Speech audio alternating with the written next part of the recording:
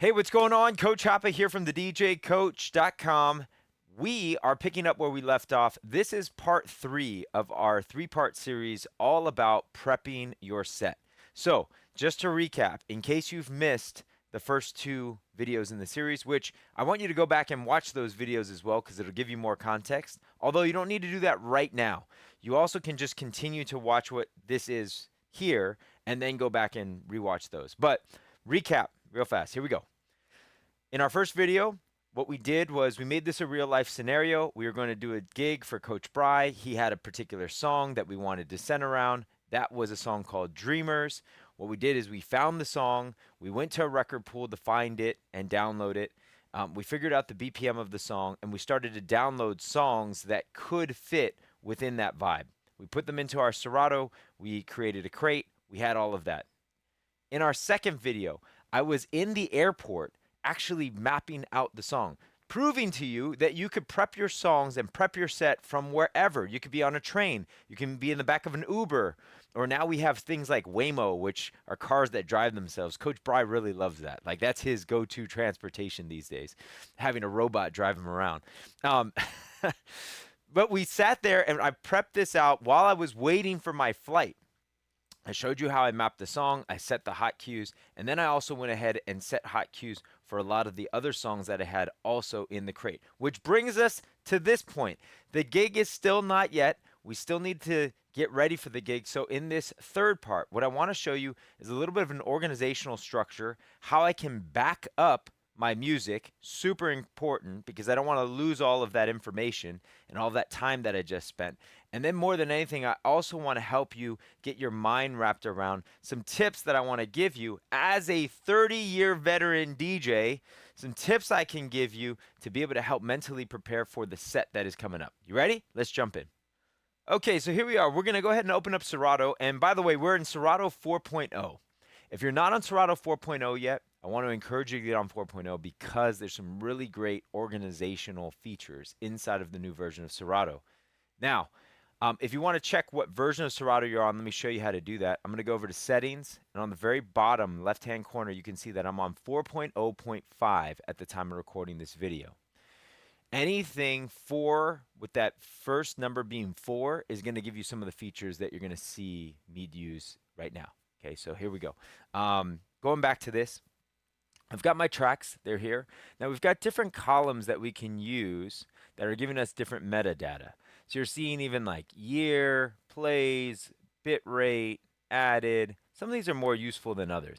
I think by default, one of the things that is checked on, which by the way, I'm going to hit Control click, and that's going, or a right click if you're on a Windows machine, and you're going to be able to see all of the different categories, columns that are here inside of your browser area inside of Serato. So you'll notice that album I have unchecked. One of the things that I want you to look for is location. Okay, so I'm going to make sure I have location checked on for this particular part of what I want to show you. So location, let's scroll over here. What you'll notice is I've got 2 tracks that are in downloads.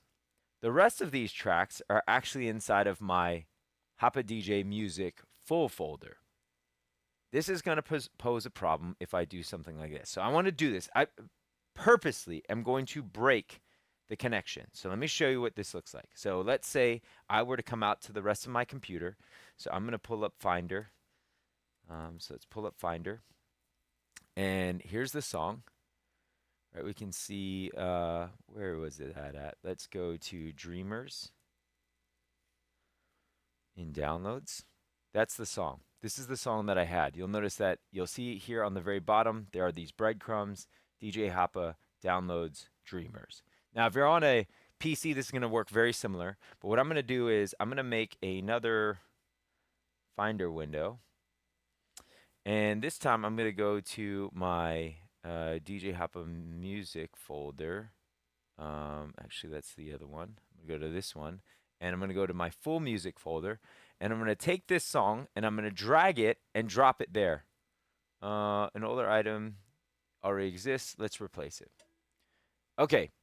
So I have now moved that song out of downloads and I've put it inside of my full folder. Now, I'll talk a little bit about this full folder of like why I built this, and we'll talk about that in just a moment. But I also had this Bad Bunny song, so let's go ahead and pull that one up as well.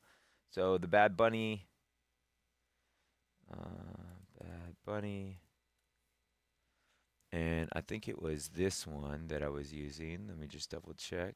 Yep, that's it. Okay, so let's go ahead and do the same thing. I'm going to place that in my music folder. Okay, so now I've moved both of those tracks outside of downloads.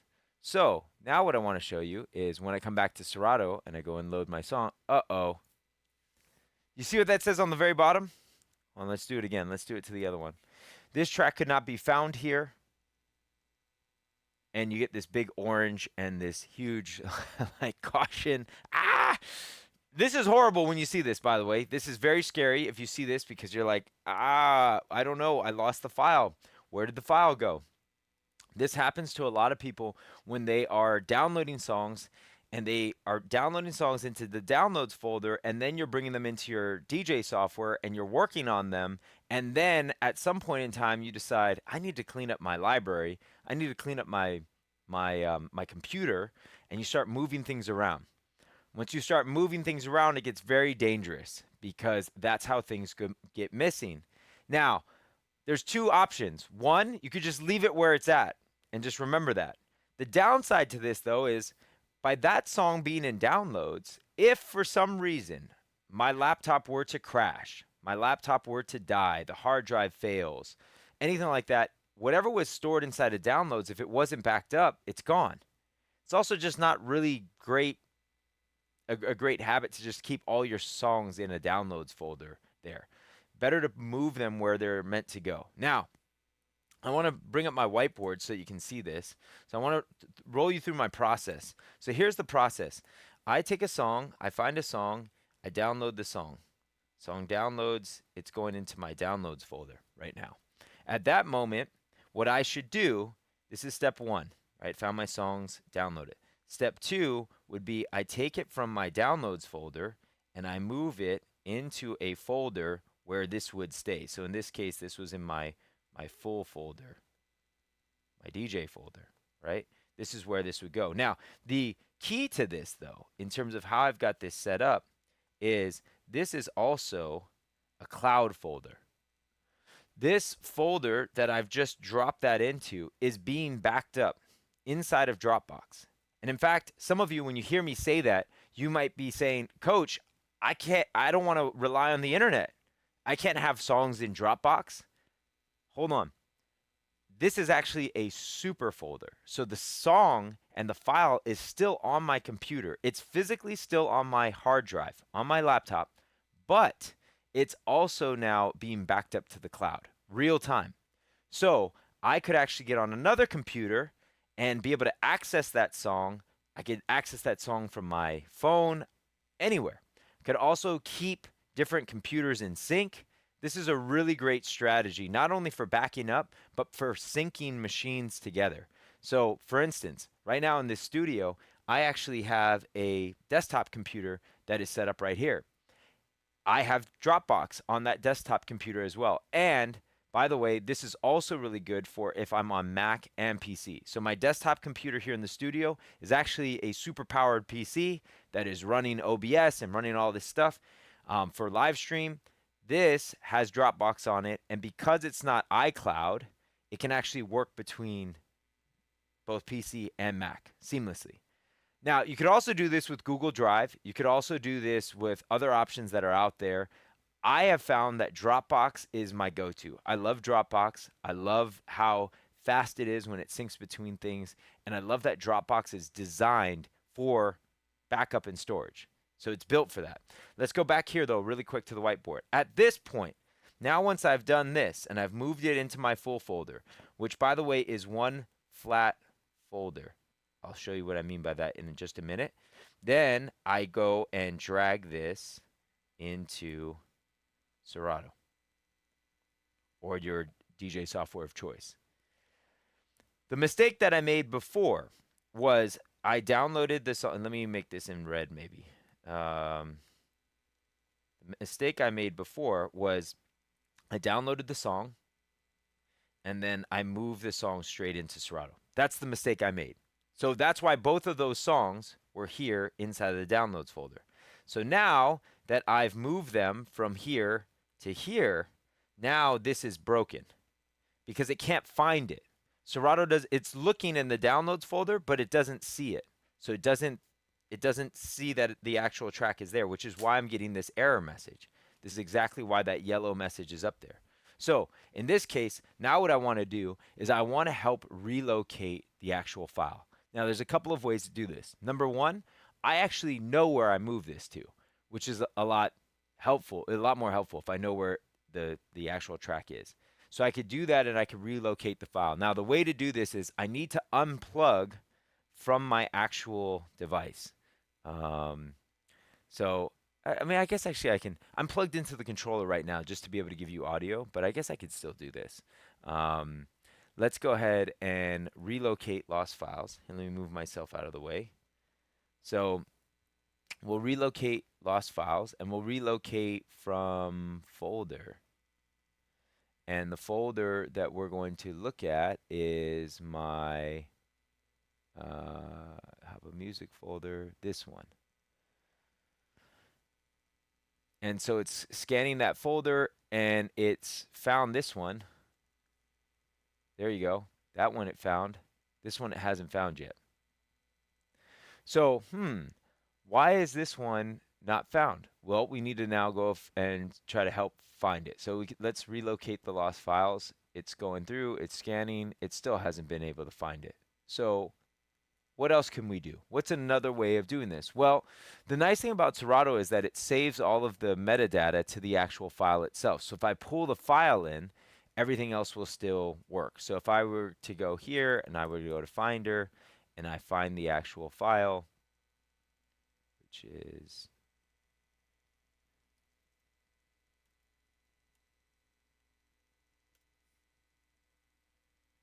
there's the file, and I drag that into this folder, then I found it, and you'll notice that all of the hotkeys are still on it. Even that flip that I made was still there. So now, what do I do with this one that's broken? Because this one is still trying to reference from downloads. This one I can delete. If I delete it from here, it's only going to delete it from the crate. It's not going to delete it from the entire library. So if I right click on it and I delete, I can delete it from the crate or from the library or from the entire computer itself, which in this case, the track is already gone. I already moved it. So I could choose either library or computer and that's fine. So let's go ahead and choose from library and now it's done. So now the track is there and we are good to go. We have all of our songs. They're all mapped out. As you can see, I've mapped all of them according to the same structure that I mapped the first one to using my hotkeys strategy where the color denotes length. And now I'm ready to go. So really quick, let's go back to the whiteboard. In the future, what I should do is not take things in directly from downloads. In the future, what I should do is to follow this process. Now, I told you I would talk about the flat folder, which I'll talk about here. Let's go ahead and switch back over to my computer. On this, let's go back to Finder. And here, what you'll notice is that in this folder, it's one flat folder, meaning like it's just tracks. There's not folders inside this folder. What that does is it allows for when I drag a song over that I may already have, it will bring up that prompt. You may have saw that at the very beginning where it said this file already exists. Do you want to overwrite this file? And you can say yes. This way you don't have multiple duplicate copies of the exact same song. We want to try to avoid duplicates. There's a couple of reasons why. Number one, if you have duplicates, you actually are taking up more space on your hard drive. Not a huge deal. MP3s aren't terribly big, but if you have WAV files, like those are 6 times the size. So now if you had 2 of the exact same WAV file, you now have the equivalent of 12 MP3s. Now, again, that's not a huge deal, except for when you now multiply that by 1,000 songs. So you want to make sure that you don't have duplicates in your computer. The other thing, though, is when I set hot cues, it sets hot cues to the actual track itself. So if I have duplicates, now our one version has 5 hot cues on it and another version has 1 hot cue on it. That just creates confusion. And then when you start putting tracks inside of different crates, now it gets even more confusing because are you putting the right file there? Which one are you putting there? Duplicates are just a bad situation overall. So we want to try to minimize that. So by having one flat folder, that will help us maintain that. There are exceptions. Obviously, if you were to say yes, keep both when that screen pops up, say yes, keep both, then you're actually going to have a duplicate. So you'll have something that says parentheses 1. And now you do have two copies of the exact same file. So you really want to be mindful of this so that you don't get confused. One more thing. I want to give you some tips to really help you to get ready for the set that you have coming up. Number 1, it is better to be well prepared than well rehearsed. Do not feel like you need to map the songs and then prepare an order in which you're going to follow A, B, C, D, E, F, G. That is a recipe for disaster. As a DJ, we need to be able to read the room. And I know that comes with experience as well. And so you might say to me, well, coach, I'm just getting started. I don't even know how to read the room. I can't focus on that. I can barely focus on the set that I'm putting together. Yes, I understand that. The better thing to do, though, would be to have your tracks mapped out, have several different crates of places that you could go, worry less about a well-rehearsed set, and really just make sure that those hot cues are set. Then I really want you to be present. I want you to be in the moment. As much emphasis as we put on the skill and the transitions between songs and was that properly phrased and did you bring the EQ in? Like how did that happen? Like did the low swap happen at the right time? All these little intricacies, the audience doesn't care about that as much.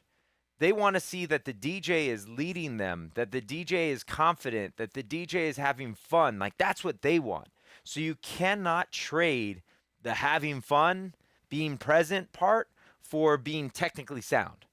In a perfect world, I want you to have both. And actually, through our programs, we encourage you to have both and we train you up so that you have both.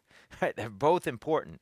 But if you were to trade one for the other, I would rather have a DJ that maybe wasn't quite perfect on all the transitions, but was having a great time and was reading the room and was playing the right songs. That would be way better than the person who was super technical, got all of the mixing right, but was playing songs that didn't land with the crowd. Right? So just keep that in mind. The second thing that I'll say is do not get stuck in the laptop. So I see a lot of DJs playing and DJing like this. They're mixing. I know you can't see my hands right now, but they're mixing. They're staring at the screen. They've got this look on their face like they're trying to solve a calculus problem, but they're missing the crowd, right? Do not get stuck in that. And the way that you don't get stuck in that is through proper practice. So some of you may have heard me say this before.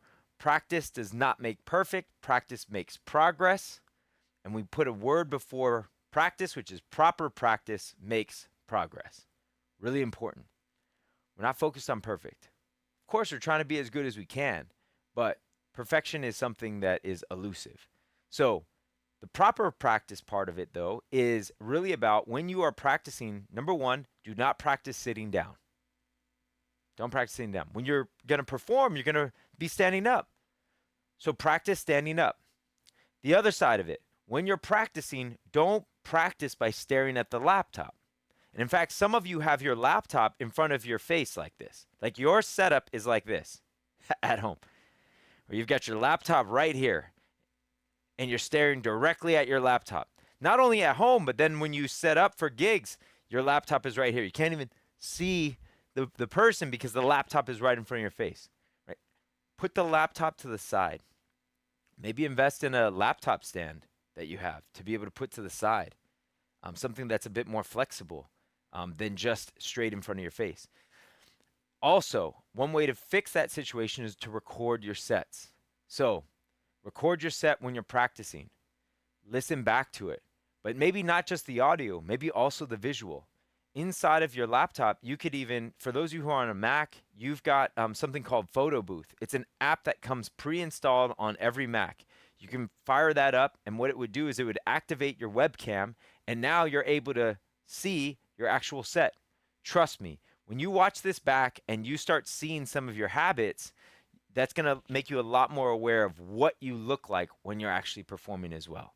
So recording can be a huge, huge tool to be able to use, to be able to see what you look like, how you sound, and how you can improve even before the gig. And by the way, most of my students are a little bit reluctant to hit record. It's like, coach, I'm not ready to record yet. That's exactly when you should hit record. You should record everything. That way, you get a chance to review some of that. You can also share that with people within your circle to be able to give you some feedback. For instance, all of our students are able to share their videos with us, and we're able to help identify things that they could be doing better and also things that they did well. Because this isn't just about critiquing and nitpicking on things. It's also about saying, hey, I thought you did this really well. And all of that feedback is super critical to be able to help you grow. So I hope you found this series helpful in terms of prepping your set. We took you from very beginning to basically getting ready for that gig and getting ready to go out there and do it. And that really is another part of this, is you've got to be willing to take the risk to step out there, and maybe when you're not prepared, maybe when you wish you could be a little bit more prepared, but you're going to do it anyways, and you're going to learn from it. And all of those things are really great ways to be able to get better as a DJ. If you found this video helpful, make sure that you like and subscribe to the channel so you can be updated with the latest and greatest as we post. And also, if you found this helpful, I think this video would really help you out.